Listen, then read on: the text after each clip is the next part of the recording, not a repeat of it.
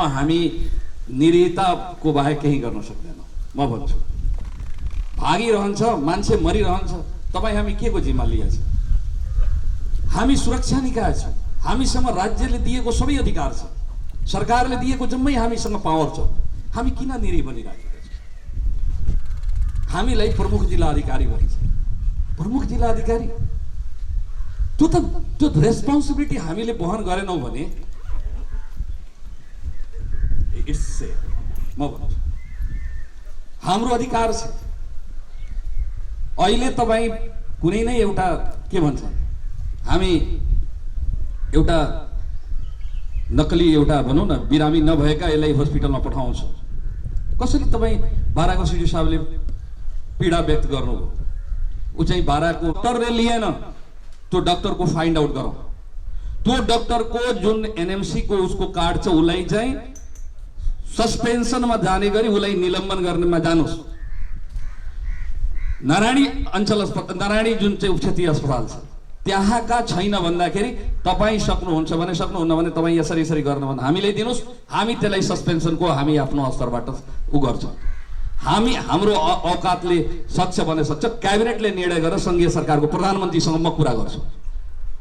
त्यसले इक्विपमेन्ट्स मगाउने, राज्यको सुविधा युज गर्ने,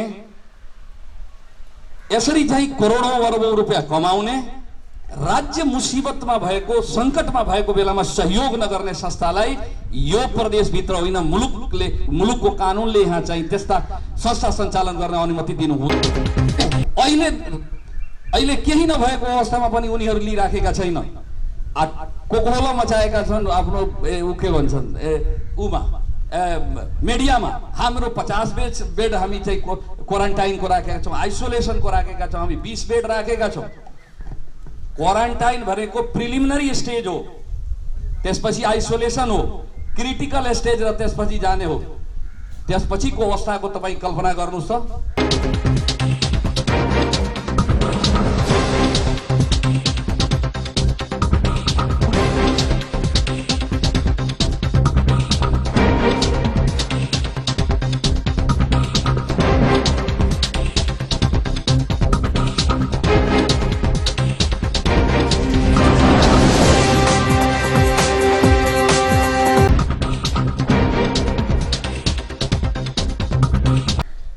यदि रुनु छ भने हामी आफ्नो पदबाट, म मुख्यमन्त्रीबाट यहाँहरू आफ्नो पदबाट रिजाइनेसन गरेर हामी एउटा सामान्य नागरिक भएर बसौँ।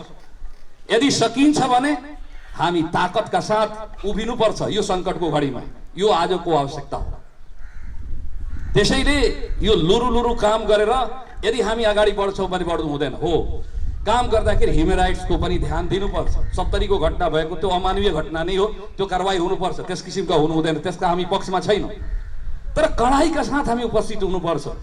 आदरणीय तपाईहरू एकदमै यो प्रदेशका हामी जिम्मा लिएर बसेको, जनताको जीव धनको सुरक्षाको जिम्मा लिएर बसेका छौँ र त्यो जिम्मा लिएर बस्ने व्यक्ति यति निरी भएपछि हामी चाहिँ हेर्दै रहन्छौँ, उनीहरू गर्दै गर्छन्, देशलाई लुट्दै गर्छन्, हामी मुखदर्शक बन्छौँ भने हाम्रो उर्दीको न काम छ, हाम्रो पदको काम छ। हामीलाई आवश्यकता छैन यो मुलुकलाई। म भन्छु मेरो पदको यो मुख्यमन्त्री बसेर जनताको उठेको राजस्व खाने त्यो मेरो आफ्नो नैतिकताले दिँदैन।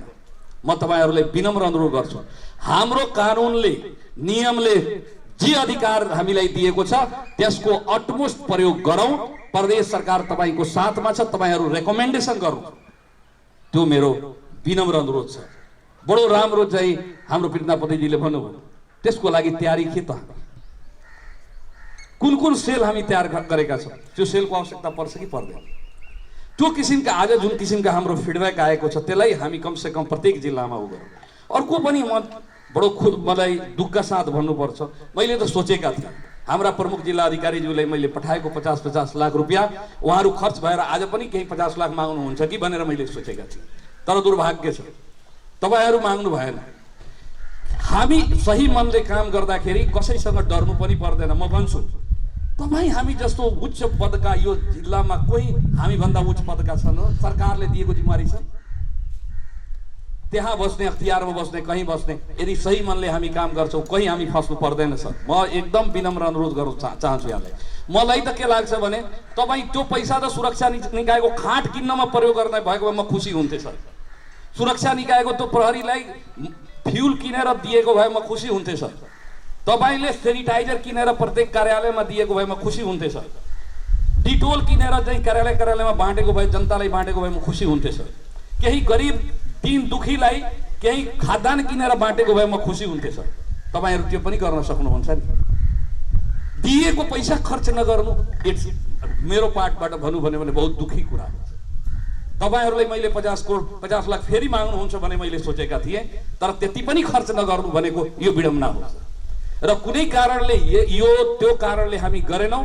यदि कसैले भन्छ हाम्रा आदरणीय तपाईँ प्रमुख जिल्ला अधिकारी तपाईँप्रति मलाई कुनै आग्रह पूर्वाग्रह छैन, तर तपाईँलाई त्यो पैसा हामी यो कोरोनाको सङ्कट आउनुभन्दा धेरै यो किसिमको भयावह स्थिति हुन्छ भने त्योलाई पूर्वानुमान गरेर आन्तरिक मामिला तथा कानुन मन्त्रालयले पठाएको थियो। त्यो बेलासम्म त हामीले त्यो के भन्छ विभिन्न अस्पतालहरू छन् हाम्रो जिल्लामा, त्यो अस्पतालको सामान्य चिज वस्तु पनि छैन। तपाईँ टोयलेटमा जानुहोस्, त्यहाँ हाइजेनिक केही हेर्दाखेरि यो किन्न सकिन्छ, त्यो पनि किनको भएको भए मलाई लाग्छ कि अहिले हामी पैसा समाप्त गर्न सक्नुहुन्थ्यो, तर हामी गर्न सकेका छैनौँ। केही भन्दिनँ, तपाईँहरू त्यो पैसा तल भत्ता बाहेक जेमा पनि सुरक्षाकर्मी छ, 2 जना हाम्रो सिडिओ साहबले भन्नुभयो मैले 10 लाख बाँडिदिएछु, त्यो पनि एउटा पक्ष हुन सक्छ। विभिन्न हस्पिटलमा तपाईँ दिन सक्नुहुन्छ, विभिन्न निकायमा तपाईँ त्यसलाई कार्यान्वयन गराउन सक्नुहुन्छ। तपाईँ त जिल्लाको त सुप्रिम त्यो कमान्डर हो नि, हरेक हिसाबले तपाईँले हामी तपाईँकै मार्फतले गइराखेका छौँ। त्यसैले यहाँहरूसँग मेरो अनुरोध छ कि अहिले टिआई साहबले भन्नुभयो कि खाँटको अवस्थाले गर्दा त्यो चाहिँ हाम्रै सिपाहीहरू चाहिँ भोलिका दिनमा त्यस किसिम त्यो खाँटै किन्नको लागि तपाईँ पैसा दिइदिनुहोस् न, त्यो पनि त एक किसिमको सहयोगै हुन्छ नि त। त्यो किन नदिने त? गाडी बनाउन कति गाडी तपाईँ चलाउनुहुन्छ, गाडी पैसा नभएर गाडी बिग्डिराखेका हुन्छ, प्रहरी प्रशासन त्यो पैसा गाडी बनाउनलाई किन नदिने त? हामी त ओपेन छौँ नि सिडिओ साहबहरू, हामी ओपेन छौँ, तपाईँ खर्च गर्नुहोस् त, हामीहरू पनि दिन्छौँ। यो सङ्कटको घडीमा के हुन्छ पैसा? हामीलाई अहिले तपाईँको 2-3 महिना समय छ, हामीसँग त अर्बौँ रुपियाँ छ नि, विकास निर्माणको काम तपाईँ हेरिराख्नु भएको छ कुन अवस्था छ। त्यो अहिले जनताको जीव धनको जनताको जीवनको रक्षा गर्नु हाम्रो प्राइमरी चाहिँ हाम्रो दायित्व छ। त्यसैले यहाँहरूसँग मेरो अनुरोध छ कि तपाईँहरू चाहिँ त्यस किसिमका स्किम बनाउनुहोस्, प्लान बनाउनुहोस्, योजना बनाउनुहोस्, कार्यान्वयन गर्नुहोस्। त्यो बाहेक हामीसँग कुनै विकल्प छैन। हामी बाँचेपछि अहिलेको अवस्थामा यस्तो भइरहेको छ, धन्य छ यो पशुपतिनाथको यो देश र उनले उनकै रक्षा भनौँ, जानकी माँको रक्षा, अब जसको हाम्रो ईश्वरको रक्षा भनौँ चाहिँ हामी छैनौँ। तपाईँ कल्पना गर्नुहोस् जुन बेला फाइन्ड आउट कुनै भएको भए त्यो अवस्था कस्तो हुन्थ्यो, कस्तो भयावह हुन्थ्यो। एउटा अस्पताल चाहिँ ढोक्लाबाजी गरिरहेछ, हामी चाहिँ यो गरेका छौँ त्यो गरेका छौँ, त्यो लिन मानिराखेका छैन, अवस्था के हुन्थ्यो? त्यसलाई हामी कारवाही नगर्ने त भोलिका दिनमा हामी मान्छे चाहिँ हामी आफै पर्छौँ भने त्यो बेला कारवाही थाल्ने गर्ने त अहिलेदेखि कारवाही सुरु गर्नुहोस् तपाईँहरू, हामी तयार छौँ त्यसमा चाहिँ अगाडि बढ्नको लागि। दाजु यो कमसेकम यहाँहरूलाई फर काइन्ड इन्फर्मेसन, यहाँ एउटा टेम्पोररी जुन ल्याब बनाउने कुरा छ त्यो सामान आइराखेको छ। कमसेकम यो प्रदेशमा के भन्छ स्वाब टेस्टको मेसिन आइरहेको छ र सायद चाइनिज भाषामा माननीय स्वास्थ्य मन्त्रीजीसँग कुरा हुँदाखेरि त्यो स्वाब टेस्ट गर्नुपर्ने त्यो मेसिन एउटा टेम्पोररी नै हो र मलाई लाग्छ कि यो त्यहाँ एउटा टेस्ट गर्ने सेन्टर खडा हुन्छ र मलाई के लाग्छ भने त्यो सेन्टरले अब यो जिल्ला के अरे प्रदेशभरिको त्यसमा चाहिँ सहयोगै गर्छ होला। हामी त हुन त प्रदेश सरकारबाट कुनै निजी कुनै त्यस्तो निकायले पनि यदि गर्न चाहन्छ भने हामी त्यसमा ओपेन छौँ। वीरगञ्ज र जनकपुर र सप्तरी 3 ठाउँमा हामी त्यस्ता ल्याब खडा गर्ने निर्णय नै गरेका छौँ। त्यसमा मान्य हाम्रो प्रमुख सचिव हुनुहुन्छ, उहाँ पनि लाग्नु।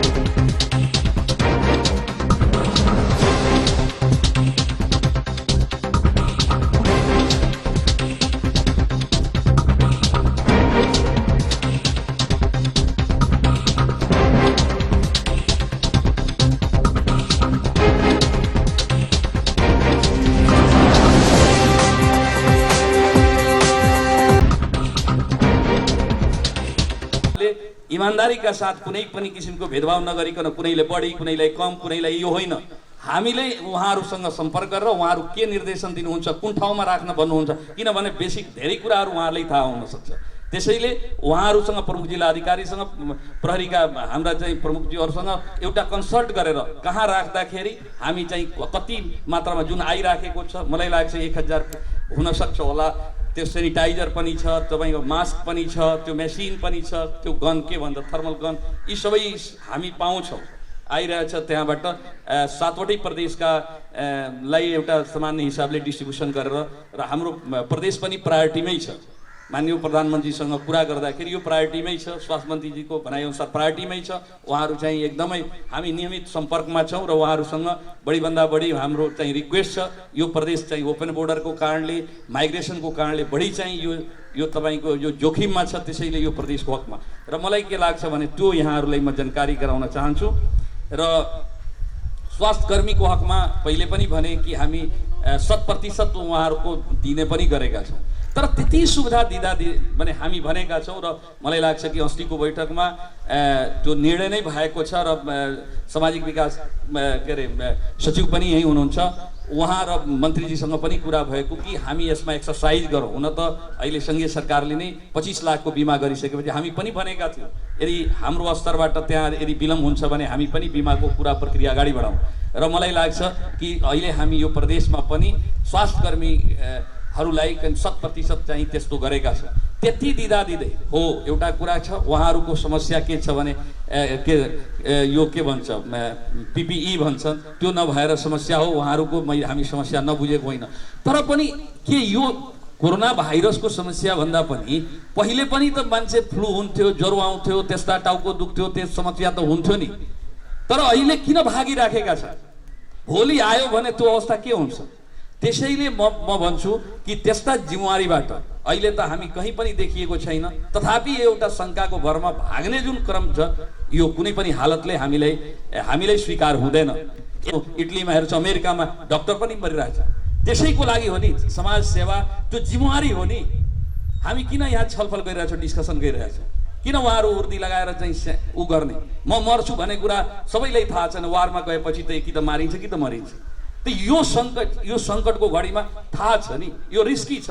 रिस्की नभए भने अरू समयको अवस्था भएको भए त हामी किन अहिले चर्चा गर्छौँ र किन अहिले चिन्तन गर्छौँ र? हो, उहाँहरूलाई आवश्यक इक्विपमेन्ट्स उपलब्ध गराउनु, उहाँहरूलाई दिनु हाम्रो दायित्व हो, हामी त्यसमा लागेका छौँ। तथापि हाम्रो जुन किसिमले उहाँहरू जिम्मेवारीबाट पन्छिराख्नु भएछ, निजी क्लिनिक चलाउने, हस्पिटल चलाउने र सरकारको पैसाबाट विदेशबाट पढेर आउने त्यस्ता डक्टरहरूलाई पनि हामीले चिनिराख्नुपर्छ। त्यस्ता डक्टरहरूलाई पनि हामीले कारवाहीको दायरामा ल्याउनुपर्छ। किनभने सरकारकै पैसाबाट चाहिँ पढेर आउने अनि चाहिँ काम गर्ने बेलामा भागी हिँड्ने कुनै पनि हालतले यस्ता कुराहरूलाई हामी मान्न सक्दैनौँ। म विनम्र अनुरोध गर्न चाहन्छु। धेरै मलाई लाग्छ कि हाम्रो प्रमुख जिल्ला अधिकारीज्यूहरूलाई अलिकता क्लियर भएन कि क्लियर अहिले बुझिहाल्नुपर्छ। हामी जुन अहिले 10 लाख, 15 लाख, 20 लाख, 25 लाख पठाएका छौँ त्यसको बारेमा अलिकता मलाई ब्रिफिङको सन्दर्भमा धेरै कुरा डिटेलमा यहाँहरूलाई यो के हो भने यसमा के बुझ्नुपर्छ भने हामीले पठाउने त नगरपालिका कोष हो, तर चाहिँ रिकर्ड कलेक्सनको लागि वडाध्यक्ष राखेका छौँ।